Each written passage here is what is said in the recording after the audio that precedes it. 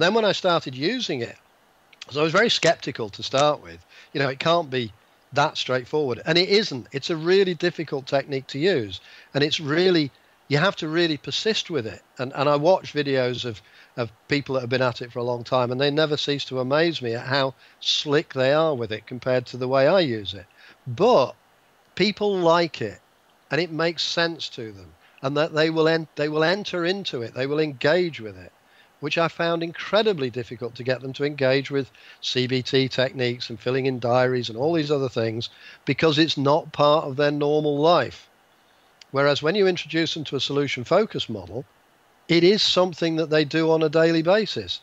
I haven't got any butter, I'll go to the supermarket. They don't ask themselves why they haven't got any butter. Do you know what I mean? Mm-hmm. And it's an entirely consistent approach with the way that we live the rest of our lives. All it does is formalize it. And I think that's why it works so well in Milwaukee. And I think that's why when Steve and Insu sat down and sorted out what questions really worked, well, because those questions fitted into people's lives as well as being logical questions to ask.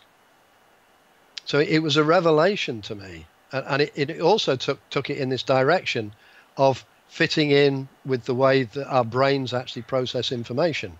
Or rather, it's counterintuitive in a sense, because clearly, as I said earlier, we're threat-minded. And this challenges that whole process, but it takes us out of that circular argument of constantly trying to solve the problem or meet the threat, particularly when the threat is intellectual, because you can't meet that. It just goes round and round and round and round. You know, and people tell you, well, you're thinking irrationally, you should think positively.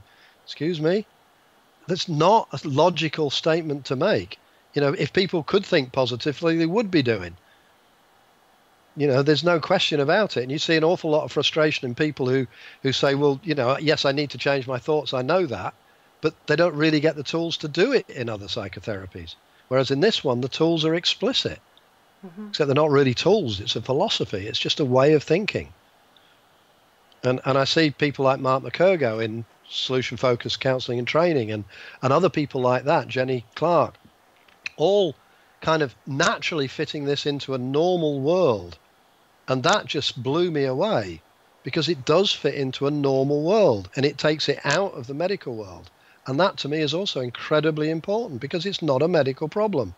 These distress that people suffer is not a medical problem. It is a product of a response to an environment, not an internal weakness or an illness or something of that nature. So all of those things, they just fitted together for me. It was as simple as that. Mm-hmm.